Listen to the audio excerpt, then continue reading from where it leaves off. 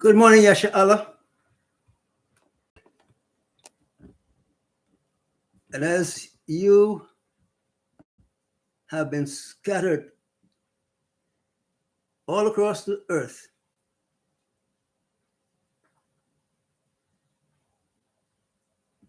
I bid you shalom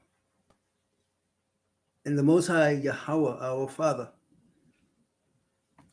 and the Mashiach, in the seal of his Ruach. So we come to share a word with you, Yasha Allah, a word of exhortation. We want to exhort you in the matter of steadfastness. We use the word hold on. Hold on to what you got. You remember our brother on the continent used to sing a song, "You had better hold on." Hold on to what you got. Yeah. Recognize that we have shared a lesson not so long ago. And looking at the seriousness of the times, and observing the position of the 12 tribes in the earth, politically and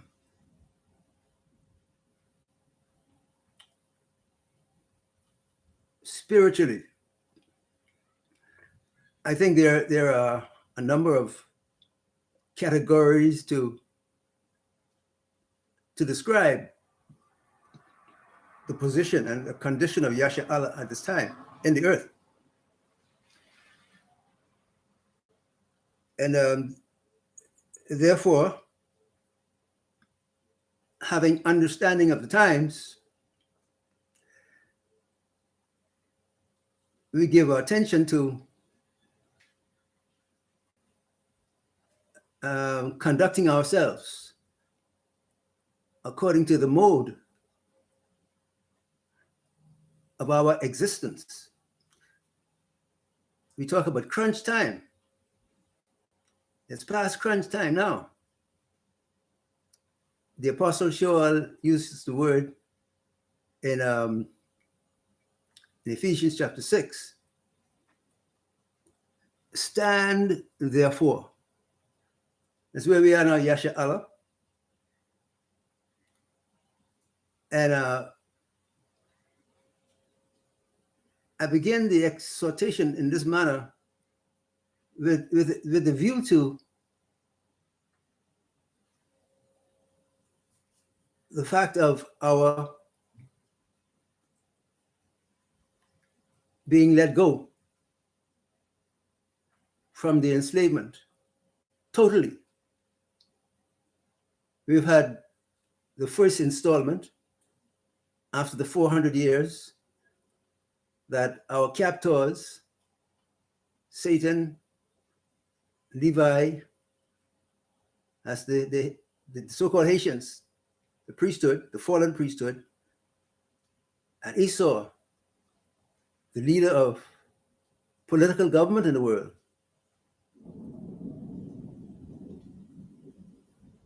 did not want to see happen.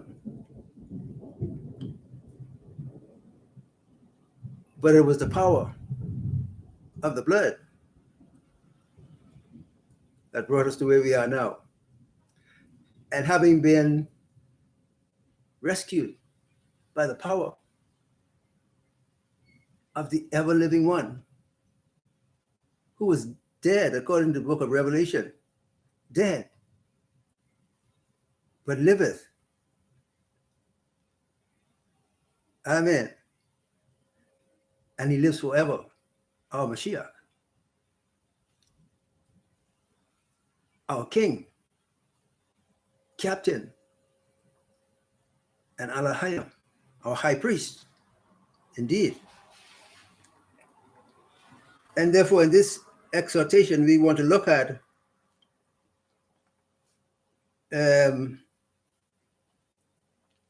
several ideas, I guess I could say, with regards to our living conditions and how we ought to conduct ourselves as strangers in the diaspora outside of our homeland. The first point about this is our learning to recognize headship. We need headship, right? Someone to lead, give guidance. And then we need the Torah.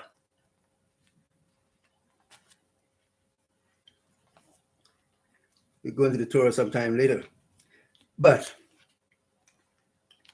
when we think of this type of warfare that we're in and attacking the body relentlessly, it opens up a wide panorama of viewpoints. When you think of attacking the body relentlessly, the Apostle shows us in 1 Corinthians chapter 9 that he had to really bring the body into subjection. He had to have power, control of urges in the body, natural urges and unnatural urges. The natural urge to give food to the body. We talk about diet. The natural urge to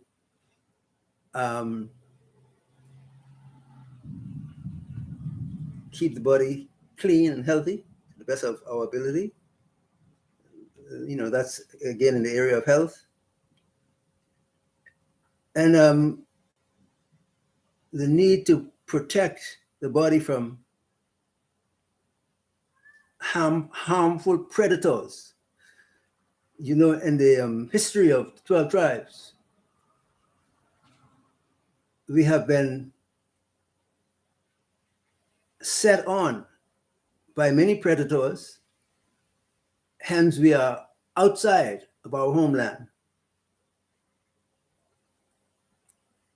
by the action of predators. And the Mashiach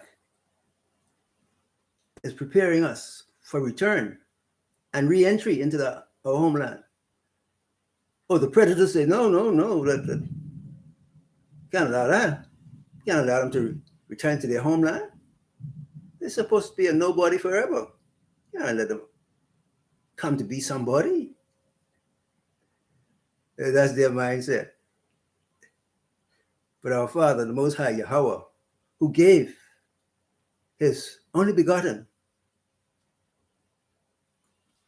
the Mashiach, our King and our leader, he's on a different role. He's on a different mindset.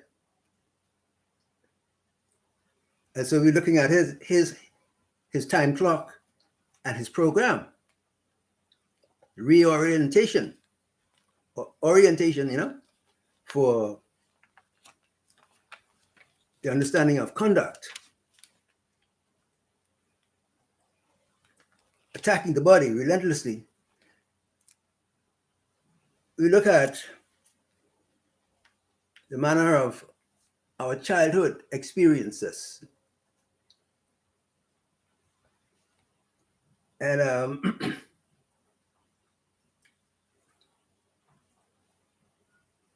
in my viewing,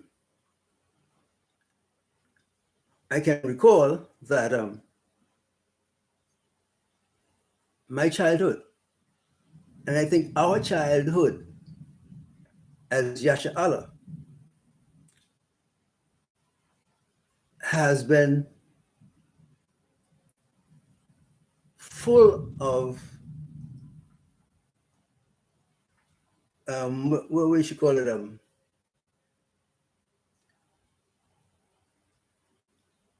blockages. We had many blockages put in our way. And in psychology, the blocking of desire and intent in the individual is shown to be a positive mode of stimulus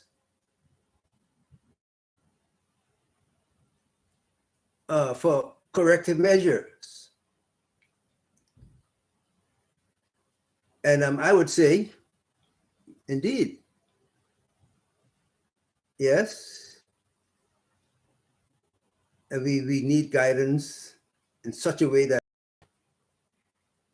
for instance, your little babies, you have to guide them, when they're small. You have to protect them from drinking poison, eating poison, and such. The other side to that is that the enemy of our soul, the enemy that has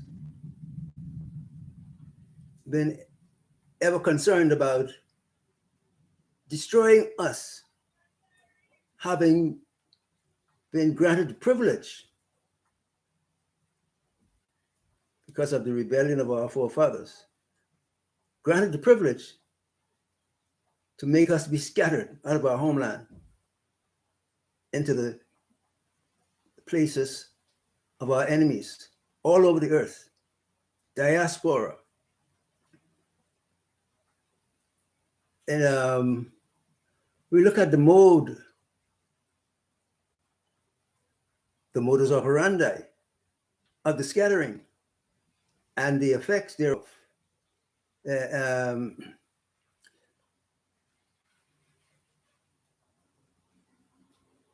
Grooming in the places of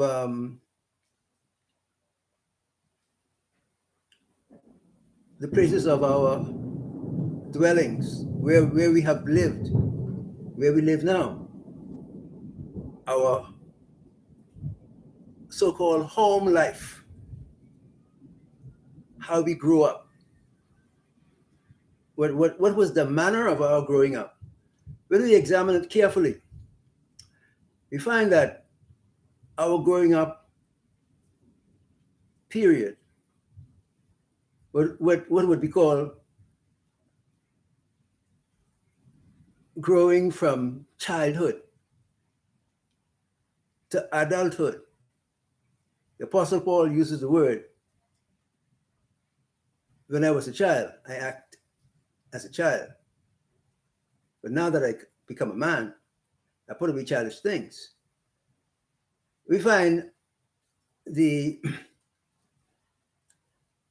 real negative side to our growing up is that we have been let into the hands of a vicious and destructive enemy called Satan, who became guardian of the earth with the fall of our first parents. And he's surely been a guardian to us for complete destruction.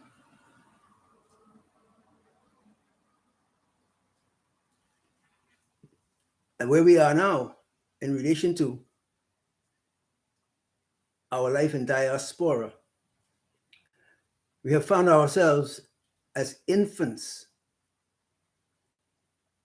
And this is a point that needs to be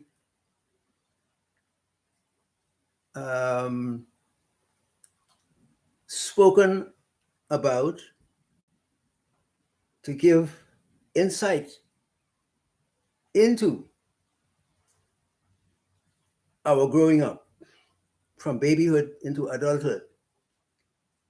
What we find is that coming into the captivity, all the various captivities that Yasha Allah has endured, and especially the 400-year captivity that baffled our forefather Abraham,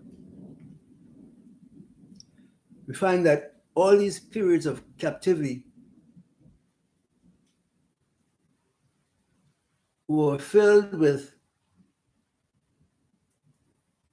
abuse of our bodies.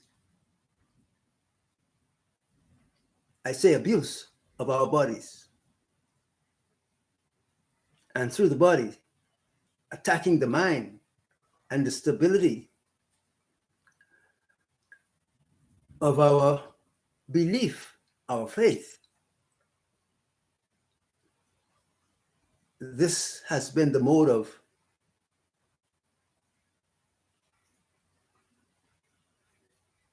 how should I say? Should I call it recreation? This was our recreation. Indeed, we know that during our enslavement periods, particularly in the 400-year enslavement time, people were not permitted to learn to read and write, and therefore expand their knowledge of self, knowledge of the Creator, knowledge of broader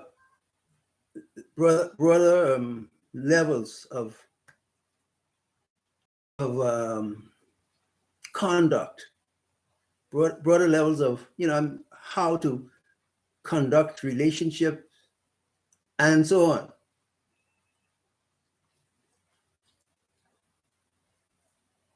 And therefore, many of us have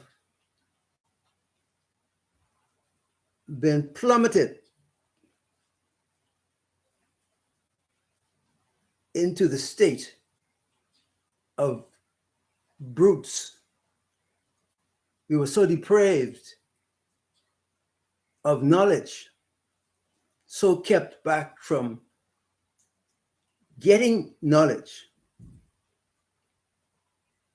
that we became as beasts in the earth.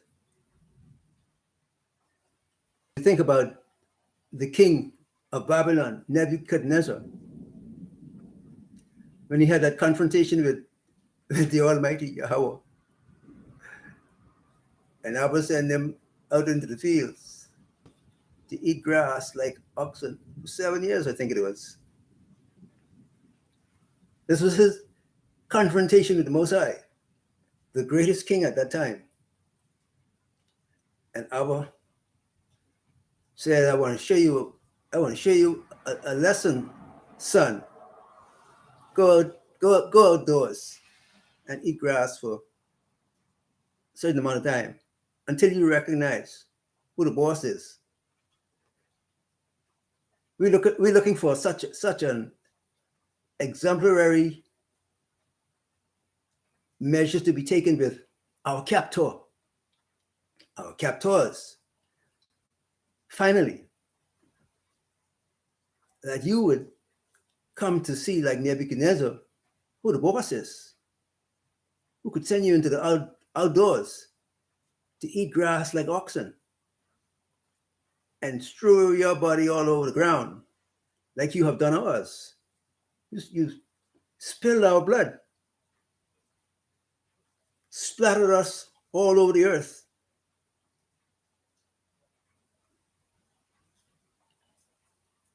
And the power that allowed you to do that can return the favor to you. And so we wait with bated breath to look and see the fulfillment of his vengeance upon his enemies that have sought to prevent his program of salvation from going forward and accomplishing the mission that he set out to accomplish through his beloved, the Mashiach.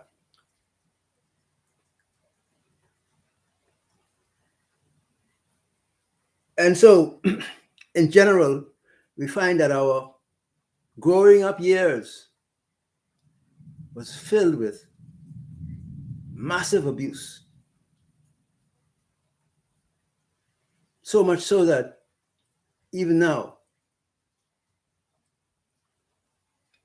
many of us are still much incoherent in the manner of our conduct, word and conduct. We get mixed up, we want to explain something to someone. We get all mixed up. We have it all backwards, and many times, and we laugh at ourselves. But it's a part of the conditioning of our upbringing and enslavement. And the enslaver, Satan, Edom, and Levi, deprived us.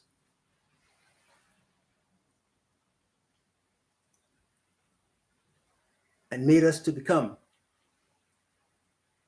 on their level, brute beasts.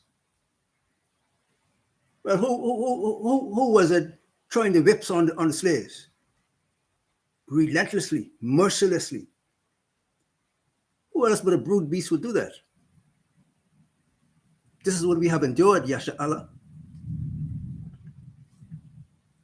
And it's why we are in this time called the sealing time. And do you know that the local term, all hell is breaking loose? All hell is breaking loose because the free labor and the endless brutality upon our bodies, the Father Yahweh himself bring it to a close. Satan's recreational pastime of destroying the work of, or the building up of a fellowship of love, caring, goodwill, and application to the Torah.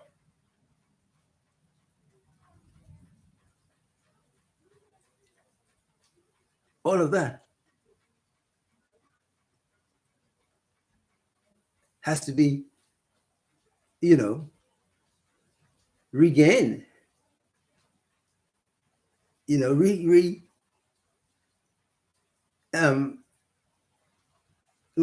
put back, reorganized in our lives.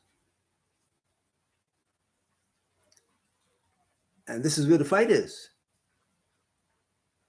Because in the efforts of seeking to do that,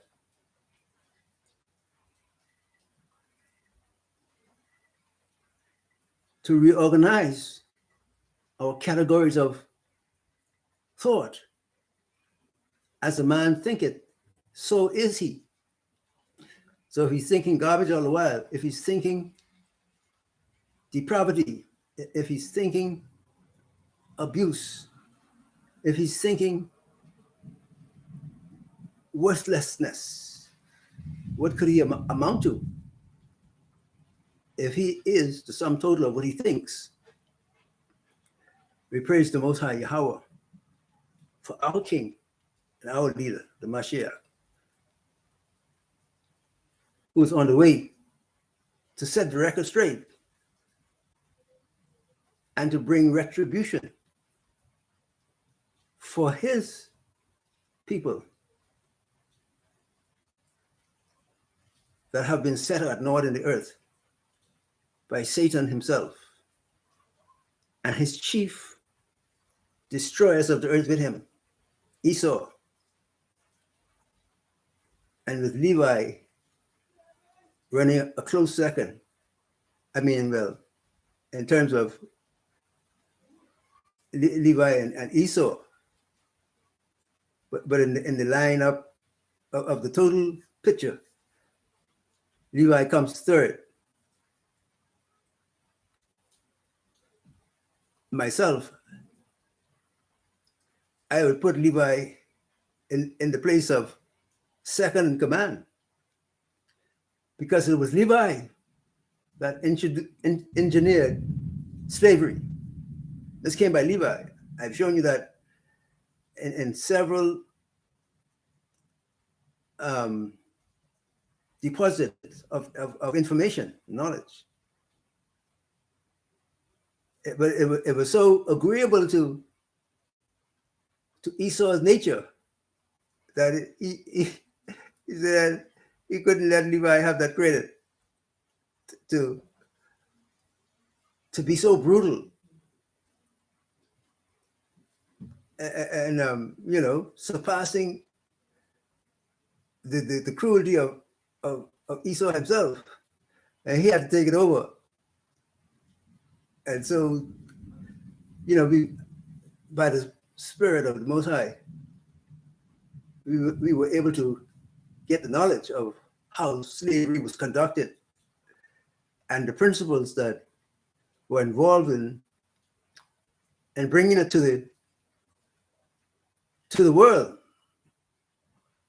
that across the length and breadth of the earth, individuals can now understand what slavery was and how it was conducted and by whom.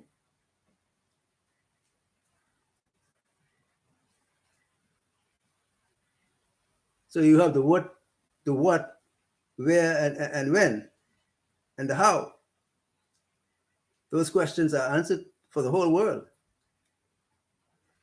If you want to wonder about foolishly and think to yourself, well, you think you don't know what it is, what's going on in the world. Well, you're free to do that. But the Most High has made it sure that his word declares what is proper and right for you to know. I'm speaking to the whole world, and Yasha'al in particular. Forever his word is settled in heaven, and it is by his word that we conduct ourselves, and it is by his word that we get to destroy ourselves. Yeah, is the word going to destroy you because of your rebellion? You didn't know that. Mashiach, the power of Al-Hayam unto salvation, will be the one treading the grapes of wrath, indeed. And so we come to exhort you, Yasha'Allah, that you look again at your childhood and see the amount of cruelty and misconduct that was exercised upon you, primarily by the enslaver and then by parents who who were in agreement with the enslaver. I got to put that in second place, because there was many of us, particularly the women, who were in agreement with the enslaver, that we should be enslaved, and our family life broken up and destroyed.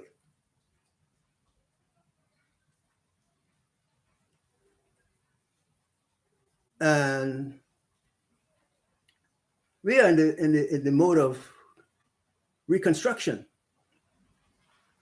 It's called the sealing time, and the enemy is against that, as he always was. Well, the killings, the slaying of our brothers and sisters, particularly in North America. What do you think it's all about? They're trying to reduce your number so that you would not be included in the ceiling. Yes, I said it. Esau does everything to fight against the will of the Most High Yahweh and the Messiah. And so you look at your past and feel all the frustration that you feel without being able to place everything in a proper perspective. I'm speaking about your childhood, your growing up, and now your adulthood. Your growing up in general was filled with torture, destruction. As many have now been able to spill it out and talk about the abusive childhood that they have endured, satanic abusive childhood from Masonic families. That's where it came through. That is the avenue that the abuse was coming through in all the earth, throughout the whole earth, through the Masonic order, from Satan through the Masonic order, coming into family homes. You know, everybody's supposed to be family, but you got these in the family who are Masonic, and they are, you know, grabbing your children, grabbing the spirit, and you have knowledge of it, because as far as you're concerned, the family, but they take the spirit of your child and go away with it. The child is with you in physical, but they got the spirit, and they pile in on their abuse. And when they get physical control of your child, they destroy it, because they wanted to produce this. They wanted to produce this. This has been the goal, to produce this in your children.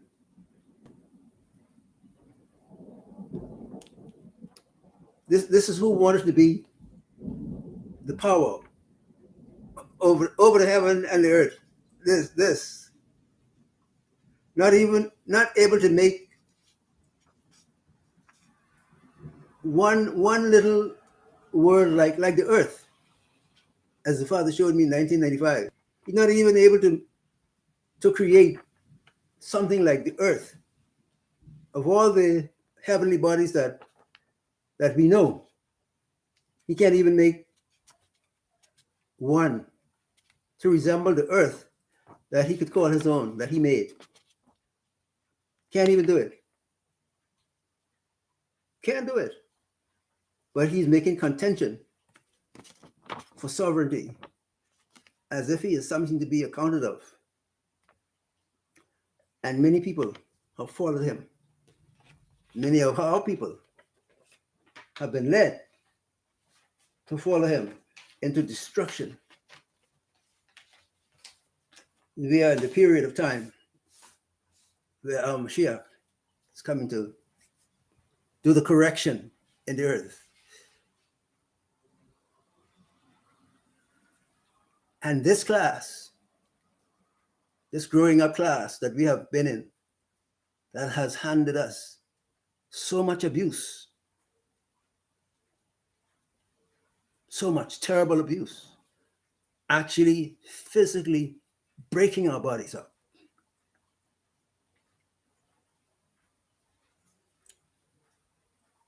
And making us afraid to attempt the reorganization of our mind. The categories of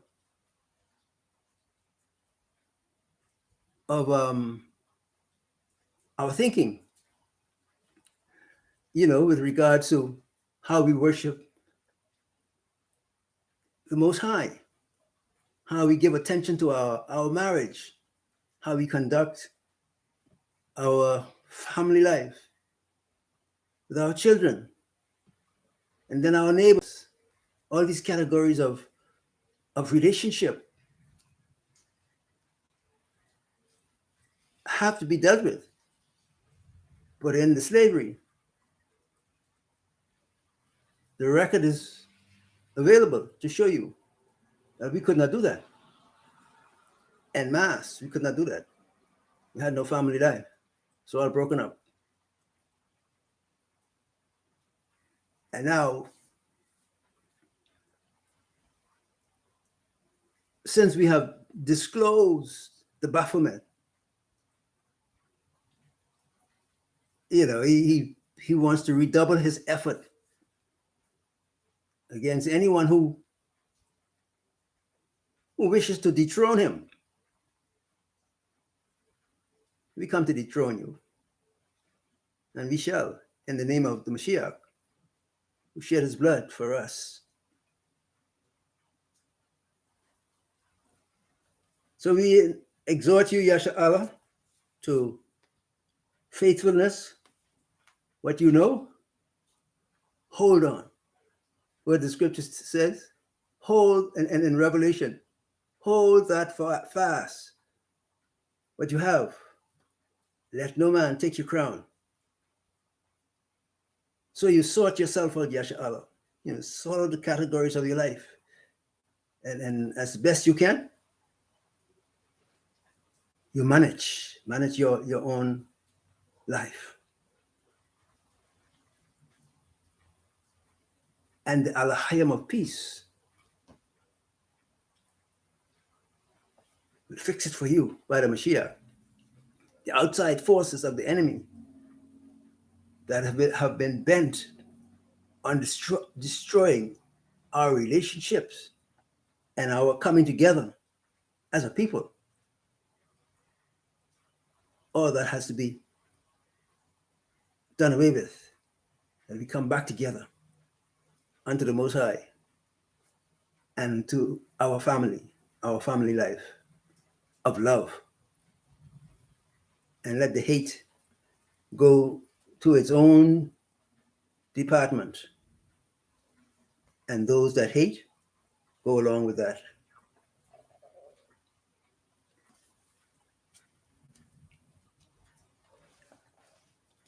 And so again, we are in a time of warfare, Yasha Allah, because the Baphomet has determined that you should not be allowed to leave the confines of your detainment, and to leave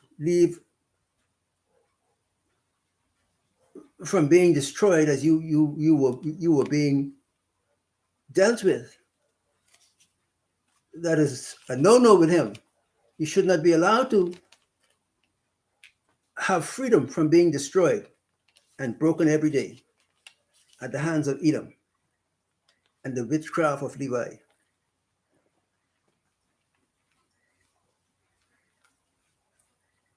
Concentrate, Yasha, and like the apostle tells us in Ephesians 6, stand. We got to stand fearlessly, no matter what it looks like. We got a captain, a seaworthy captain, the Mashiach, who's in control of the ship. Yasha Allah, I encourage you this morning. This is the exhortation I bring to you in the name of the Father and Hamashiach and the Ruach. Bless you.